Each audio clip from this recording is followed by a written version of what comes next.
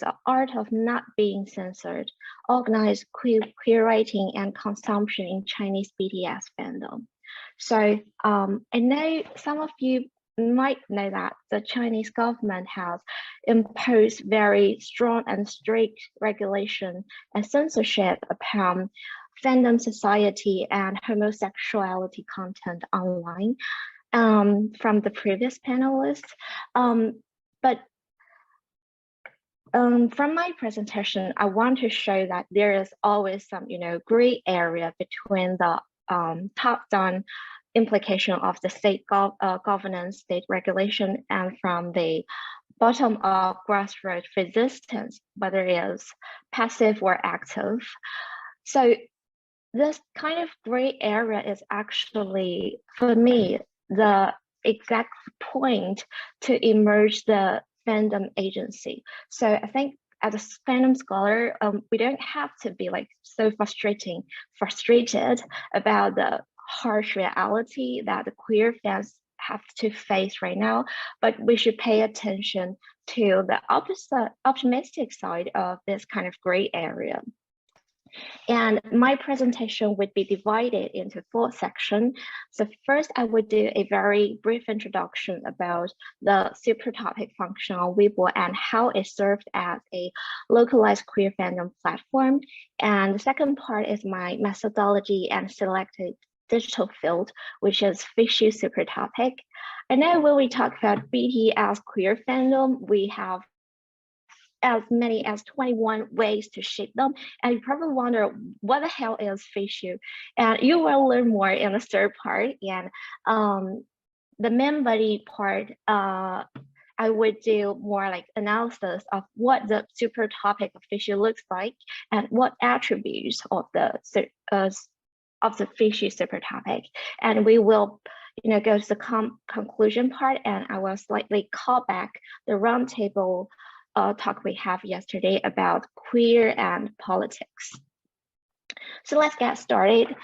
As many of you know that China have a so-called, and I would say very famous firewall system. So basically this firewall aims to protect or maintain a very safe and clean cyberspace for Chinese people. So the outcome of this firewall is that if you are a K-pop fan in China, you probably have to buy your own VPN service so that you can access the universal platforms such as AO3, Twitter, Instagram, or YouTube. So of course, you can still enjoy a localized Chinese intranet platforms such as Weibo and the Bilibili or the Douyin.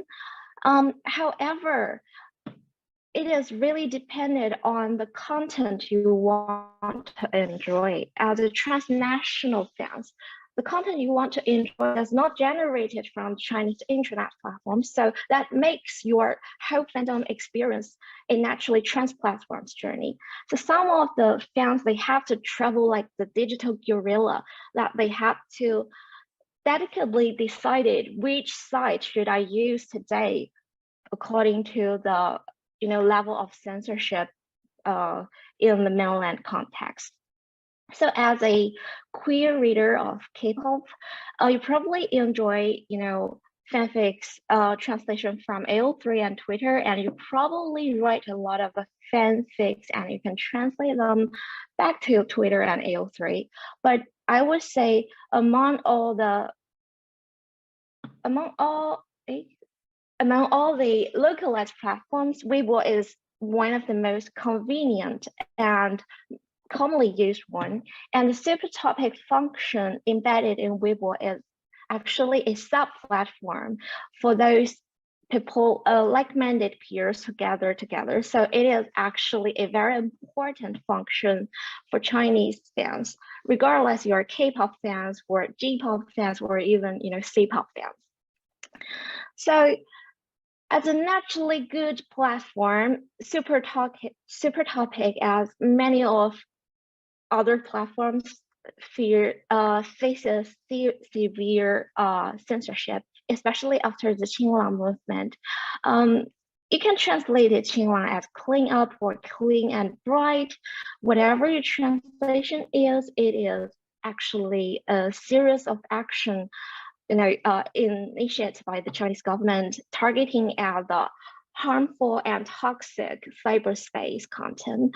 So both fandom society, erotic content, and toxic subcultures such as homosexuality and queerness are targeted by the Qinlang action. So I can give you a series of numbers that by the April 2022, more than 22 million posts, more than 1.34 billion accounts, more than 2,000 apps, and 3,000 websites were deleted because they just violated the Qinlang action rules. So can you imagine how hard it is for queer fans to generate a space of their own? So here comes my research question: that how can those, targeted queer fandom generate a space of their own on a mainstream platform like Weibo full of censorship? I mean, is that even possible? So my research method is the so-called online ethnography, and I would take my own queer icon positionality here. So I want to make a confession about my own position. That is because although I am a long-term K-pop lovers and loyal fans to certain groups, but I am neither an army or an anti-army myself. So I just keep this very subtle distance with my research target in this project. And I have conducted long-term participant observation and several semi-structured interviews with them. And I will conduct more interviews later. So my selected field is the facial super topic. As I mentioned, you probably have no idea about what a facial is. It is actually a shape between V and sugar. So V is actually pretty similar to the Chinese word "fi," and sugar, the first word "shu," is pretty much similar to "xu" in Chinese. So it is the transliteration of "vishu." And you probably wonder why bother have to create a new word, and why don't you just use "vishu" or "tegi," as many people in like AO3 or many people using Twitter did? Actually, they don't use "vishu" naturally. Originally the super topic name is "tegi." And as a very popular, but not the famous one, of course, as very famous BTS queer fandom, Piggy was established in the year of 2016 and reaches peak around the 2018 and 2019. And I can just inform you that with the peak years, some popular fanfics can get privately published and sold to fans. So can you imagine how commercialized and how mature this culture is? However, just in April 2019, the Tegi super topic as a home base was exploded. They actually use the word "zha." So explosion of a super topic is quite common, but somehow you don't get information from the official authority. If you pay attention to the time, 2019 is actually before the 2021 Qinlang action. So at that time, you don't have clear response from the authority or the platform themselves. You only have, widely spread gossip about the tightening space of the queer fandom, the so-called demi culture. So lots of those queer fans just cannot give up using such a convenient platform. So they have to create an alternative platform for themselves. That is why they use Facial. And it is very easy to understand that if as an insider of BTS queer fandom, you don't know what Facial is, then it's probably more safe to avoid the censorship. And I would say by now, due to lots of reasons you probably know, this is no longer a very popular ship anymore. However, the Fishy super topic is still, active right now, just not as active as it used to be. So here I want to introduce my own case study. Before I analyze the attributes of this super topic, I want to show you the walkthrough of this super topic. As you can know from the picture, you got the name of the super topic, a very lovely bell picture, and you can do your daily registration through this little button. And within the super topic, you got 23,000 posts and 40,000 participants. So the next column is the so-called subcategory. You can choose to view all posts or the fanfic section or the fan art section, and you can view the essence of them or the collective announcement of the community. And here is the most important thing before you're entering this field. There are some common rules for everyone. If you just violate this rules twice, you probably get expelled and you can no longer access this very important platform. And here is some filter. You can sort all posts by the newest or the hottest level. And here is an example of the post. It is actually a short novel called 9,000 words, and it is actually not a BL writing, it is a gender reversed BG writing. So one of the idols is male and one of the idol is female, their husband and wife, and it is a pure erotica work. So you got this 100% little card here. It actually means erotica content. So from my own observation, I just noticed that this platform is so important that it serves as a space to generate the sense of belonging for fans. So super topic is even more important than the fanfic generated from that. So here are some main attributes of the super topic. The first one is it has very high threshold. They use a lot of local argos, abbreviation, and transliteration to make it a safe space for insiders only. And there are some strict public rules. FYI, there are so many rules that I can only pick some of the important ones. If you want to post something in the super topic, you have to follow the one-ship principle.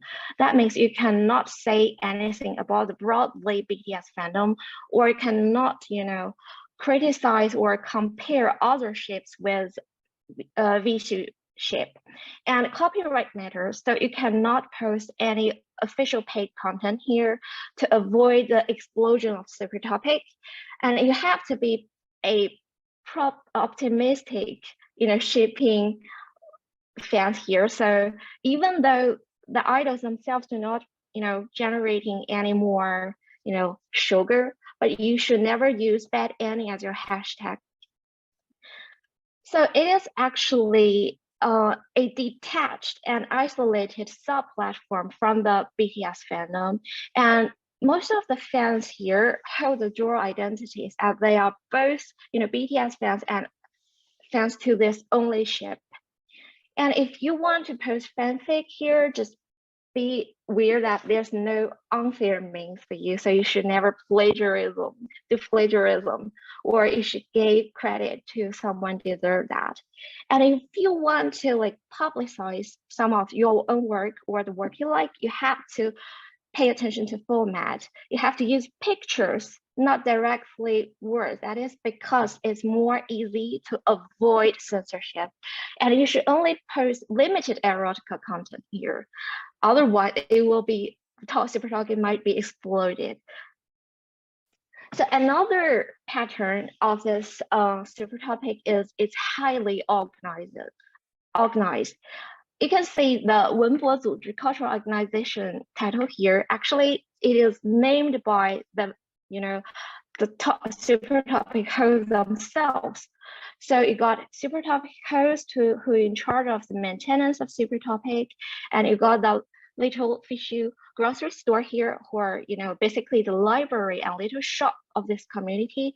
And you got a very cute fishy canteen here. So it serves as, the call for paper platform, and you can order your own sexuality here, and someone will satisfy it by their writing. The third attribute of the super topic is they provide the boundaryless queer experiments for fans. So when we talk about BTS fandom, we always refer to the word danme, which means the boys love. But when I just engage myself with this platform, I found that there are so many topics beyond danme. You got gender reversed GL, and you got reverse marisu, which is, boy and girl. And you got so many erotic fantasy, and you still got non-erotic content. So BDSM, trans-species, furry, this very subcultural content were just generated freely only if you obey the public rules. So in conclusion, I would say the group of fishy super topic, they are the master of the art of not being censored. They just create an organized and detached sub-fandom from the BTS fandom and the public issues themselves. So you can only talk about the ship here. If you want to be political, you want to discuss something publicly, your post will be deleted immediately. And it provides boundaryless queer experimental fields for everyone. So the next question is this kind of queer community or queer fandom a new form of politics? So my answer is it really depends on how you define politics or politicize. So if you are a Republican, for you, probably public stuff is what we say as politics. And if you're a liberalist, you probably would say that individualism and private stuff is somehow politics. So lots of scholars right now are paying attention to the so-called fandom nationalism. And in that sense, the queer community might be a case of depoliticized because it never touched the nationalism or the public issue themselves. But on the other hand, they just generated a very, precious queer spaces on a very mainstream platform with high censorship. So they have created so many techniques to avoid censorship, and it actually can serve as, the repertoire for the future protests and activism. So I would say there is a possibility that this emerging practice of queer fandom is a new form of queer politics. So I would end up here, and if you want to find me, here is my email and my Twitter. So hope to see you all in the Q&A session.